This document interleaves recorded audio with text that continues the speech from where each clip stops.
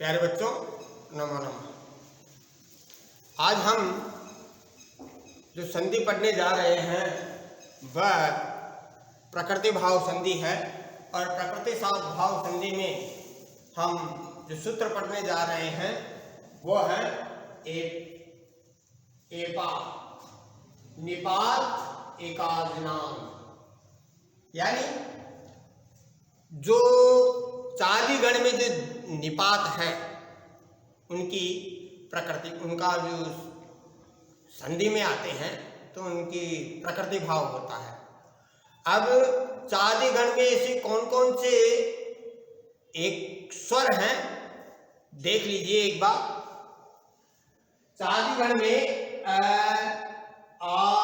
ई उ ए ऐ ओ औ और आम, ये 11 चाली गण में निपात हैं। और निपात से आप भली बात से परिचित हैं। अव्यय, उपसर्ग और ये जो निपात है इनमें कोई परिवर्तन नहीं होता है, ये एज इट इज ही रहते हैं। यानी किसी भी समय में, किसी भी धातु, किसी भी काल, इनमें कोई परिवर्तन नहीं होता है। एक बार और देख लीजिए, आ छोटी ई बड़ी ई, छोटा ऊ बड़ा ऊ, ए ऐ ओ औ और आम, ये 11 निपात हैं। अब ये जो सूत्र है अपना निपात एकाजनाम, इसके हम टुकड़े करेंगे तो इस प्रकार है। निपात एक अच अन आम, अर्थात अन आंग, बिना आंग के, बिना आंग के, यानी आंग को छोड़कर सभी एक अच, एक स्वर वाले सभी जो निपात हैं उनकी प्रगीय संज्ञा, ये प्रगीय संज्ञक माने जाते हैं। अतः इनके स्थान पर किसी भी स्वर का मेल होने पर प्रकृति भाव संधि होती है। प्यारे बच्चों देखिए, यह है ई और इधर है इंद्र।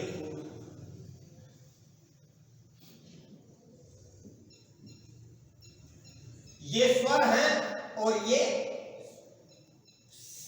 इंद्र है।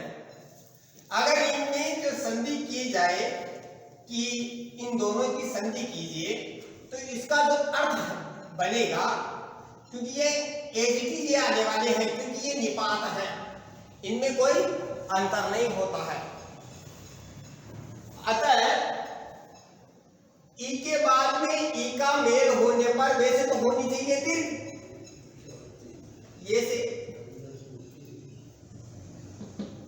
क्योंकि अका सवर्ण दीर्घ से दीर्घ हो जाएगी, अका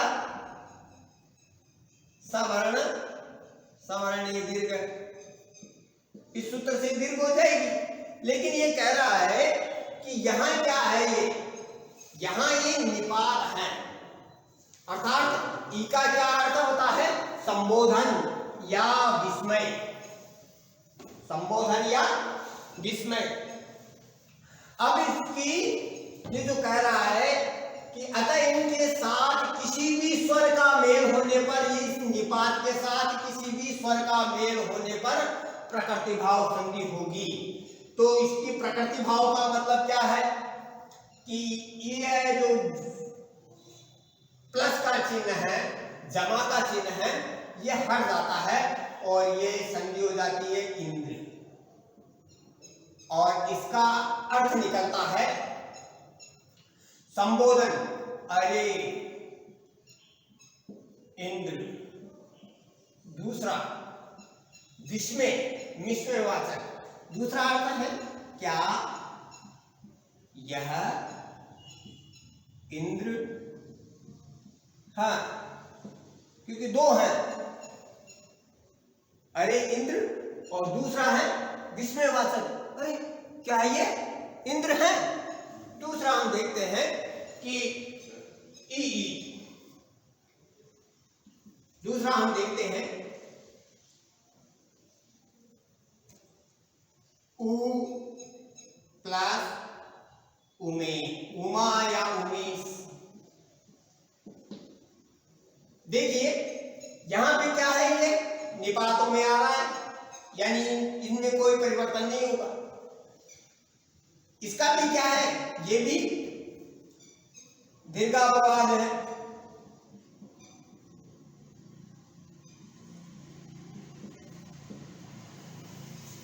अर्थात इसमें दीर्घ संधि हो सकती है उमेश में, लेकिन दीर्घ संधि नहीं होगी। क्यों? क्योंकि ये निपात है, एक स्वर वाला निपात। चलिए इसका अर्थ क्या निकल रहा है, संबोधन और विस्मय। इसका भी अर्थ वही है। तो इसका अर्थ है, संधि करेंगे तो बिना परिवर्तन किए प्रकृति भाव का ये विशेषता है कि बिना परिवर्तन किए प्लस को हटा करके ऐसे कैसे लिख दिया जाता है। तो ये संधि हुई उ दीर्घापवाद है, उ और मेष। अर्थ क्या निकला इसका, अरे उमेश कहते उमा के, उमा यानी पार्वती, पार्वती के ईश्वर कौन, शिव। अरे शिव। और दूसरा अर्थ निकल रहा है क्या, यह शिव।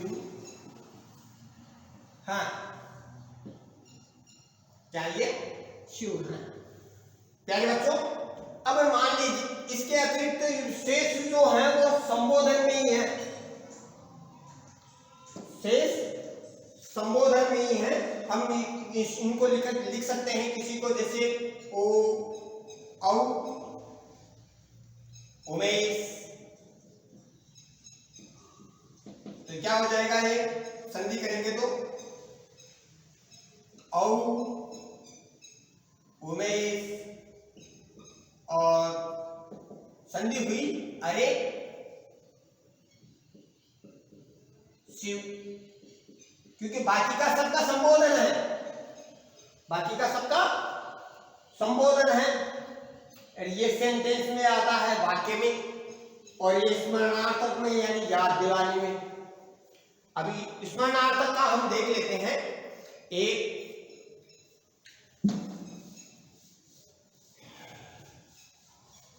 प्यारे बच्चों, एक उदाहरण हम देखते हैं कि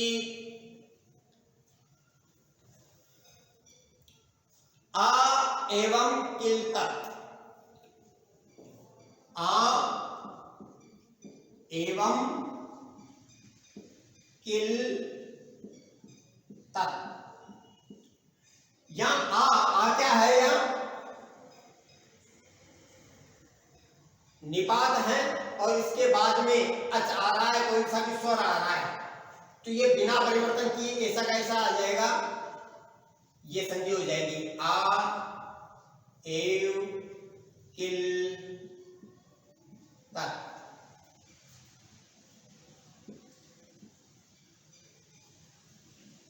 इसका अर्थ क्या निकला, इसका अर्थ निकला है, मुझे याद है कि यह वैसी ही बात है। स्मरणार्थक में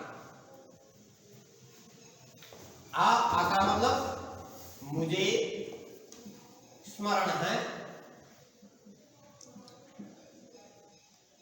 मुझे स्मरण है। एवं एव किल तत्, वह तत् यानी वह, एवं ऐसी, किल का मतलब निश्चित रूप से, मुझे स्मरण है वह ऐसी ही बात है, या वह ऐसी ही या ऐसा ही है। ये आ क्या है, आ यहां क्या आया, आ का मतलब होता है स्मरणार्थ, मुझे याद है, मुझे स्मरण है। ठीक इसी प्रकार हम किसी भी शब्द का ये ग्रहण कर सकते हैं।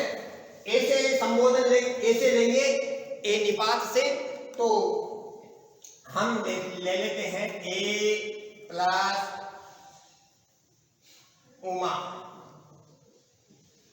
तो ए का अर्थ होता है यहां संबोधन, संबोधन का मतलब होता है, ये संबोधन में है तो एक अर्थ हो गया अरे, उमा, अरे उमा। और प्रकृति भाव में कोई परिवर्तन नहीं होता है, ऐसा ऐसा लिख दिया जाता है। तो ए और उमा,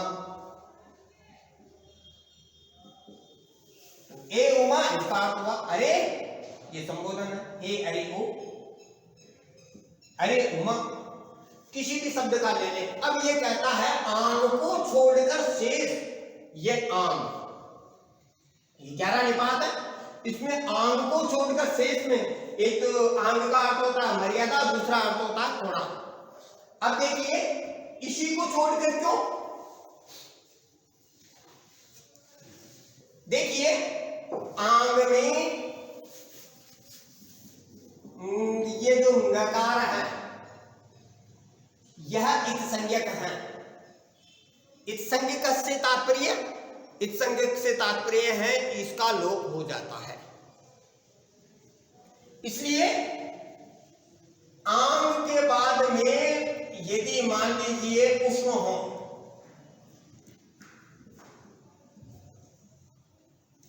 अब निपात में क्या है कि इसमें निपात में होता क्या है कि कोई परिवर्तन नहीं होता है, ये एज इट इज लिखे जाते हैं। लेकिन आ, ये भी आ है और इधर भी आ है, ये दो दो आ है। यहां आंग में आ का लोप हो जाता है और जो मूल स्वरों में आ है वो एकाक्षरी है, और ये 2 अक्षर हैं और हलंत्यम है। इसलिए इस हलंत्यम में गा का लोप हो जाता है और यहां शेष बचता है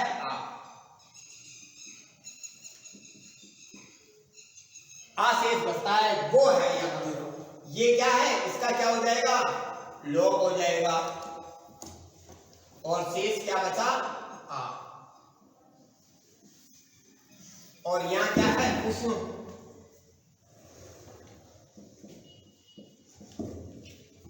उष्ण। अब प्यारे बच्चों यहां पर जो संधि प्राप्त हो रही है, क्योंकि ये जो एक निपात एकाजनांग है, ये कह रहा है कि आंग को छोड़कर शेष सभी निपातों की प्रक्रिया से क्या होती है और इनके साथ किसी भी स्वर का मेल होने पर प्रकृति भाव संधि मानी जाती है। अब आंग यहां हमने ले लिया तो इसका अर्थ हुआ, आ का मतलब हुआ थोड़ा, अल्प, थोड़ा, और उष्णम का अर्थ होता है गर्म, थोड़ा गर्म। इसलिए हम लेंगे इसका अर्थ यहां थोड़ा गर्म और यहां गुणादेश। अब हमें मिल रही है संधि गुण की, गुण वाली। अ या आ के बाद में यदि उ हो तो उ का ओ कर देते हैं, उ का क्या कर देते हैं, ओ कर देते हैं। तो यह हो गया ओष्णम। यहां थोड़ा गर्म, ओष्णम, थोड़ा गर्म अर्थ निकला है। और क्यों ये निपातों में क्यों नहीं, ये है तो वास्तव में निपाती, लेकिन प्रगरीय संज्ञक नहीं है।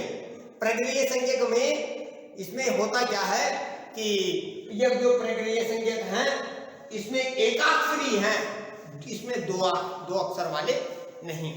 इसलिए प्यारे बच्चों अगर थोड़ा कंफ्यूजन हो तो कमेंट बॉक्स में जरूर लिखें, आगे हम हल संधि, व्यंजन संधि पढ़ेंगे।